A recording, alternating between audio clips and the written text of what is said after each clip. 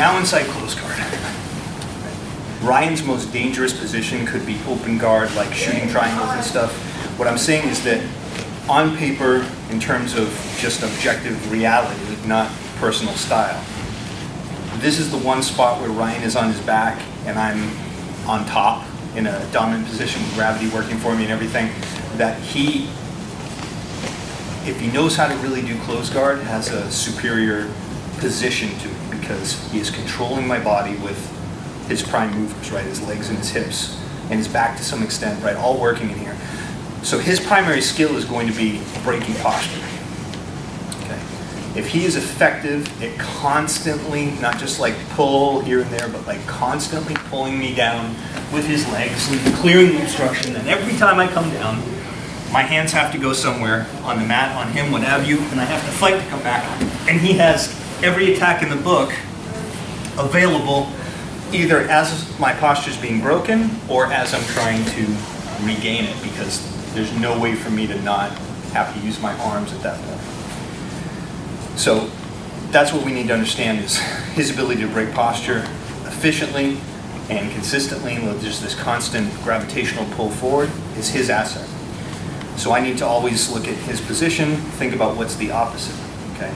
And the problem is, and obviously not to disparage because there's real high-level athletes, but I see even guys that are world-class black belts sometimes, and they're so high-level athletically and skill-wise and everything, they can get away with doing things that actually aren't, I know you say, well, who's to say, right? But if you just look at, again, physics, what's the thing that will put you in the best possible position inside somebody's close guard, and you see them do things like this. Okay, so whatever grip it is that I have, okay, so you see this. Now, here's the problem with this. My back is arched, and a lot of times people teach you, like specifically, good posture guys, keep your back arched. And I make a frame on Ryan, okay, and staggered arms, so at least I've corrected that, and maybe sometimes it's grabbing here, sometimes it's grabbing. So my arms are staggered, but I have weight on Ryan right now. Not a ton, but I have weight on Ryan. Now, as soon as what that means is basically, as soon as my arm is cleared, okay, I have nothing else. If he pulls forward, right, I'm going down for sure, because I've already got my weight on him.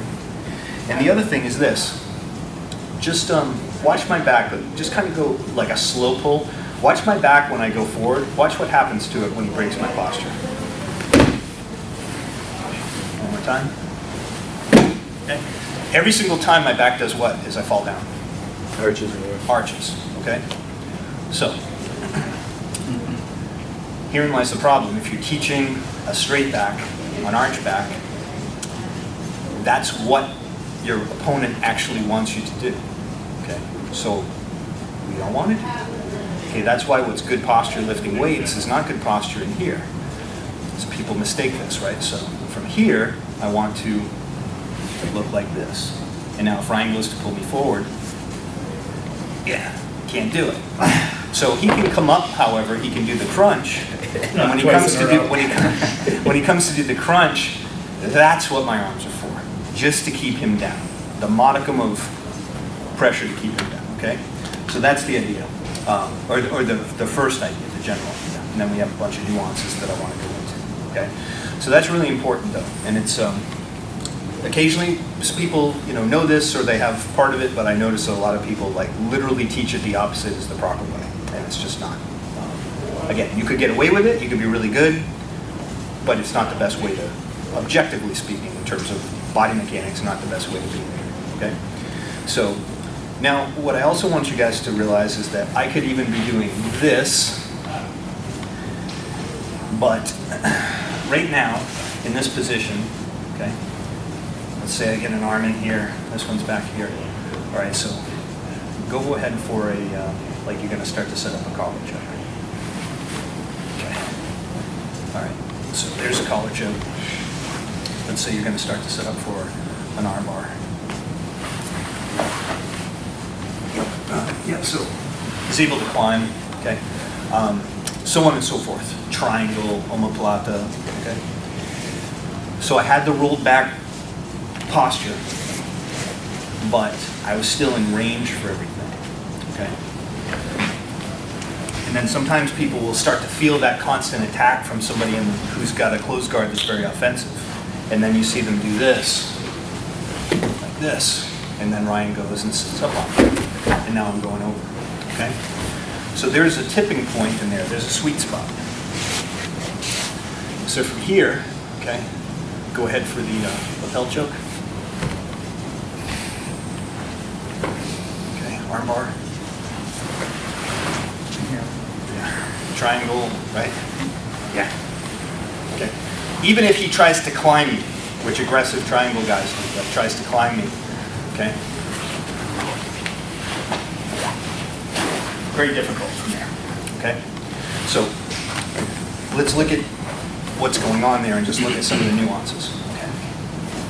So from here, if I keep my knees way out, his hips can move laterally very easily, and I've also sort of opened up this space so that when my knees are pointed that way, the ability to bring me forward is a little bit easier. But when I actually have the road bump here, so I'm kind of feeling the divots of the outside of his butt and his hips, okay?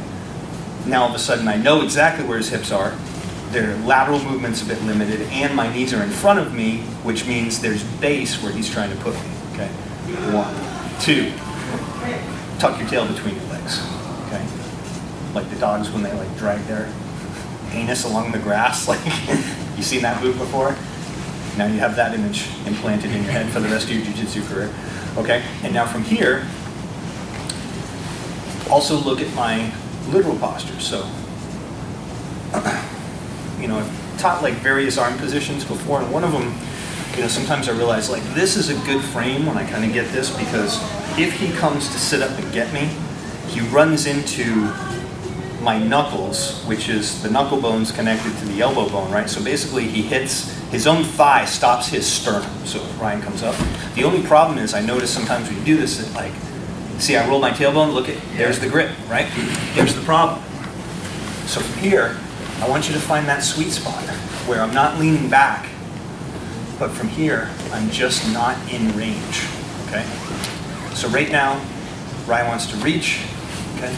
It's a long reach, like he's overextending to get me. If he wants to pull me, okay, I either just hunker down, and a casual pull, you usually beat it. If he goes for a big pull, look, I just raise up and I meet him with my hips, okay? Again, big pull, see, meet him with my hips. I'm not even using this arm yet, right? Just this one, very light.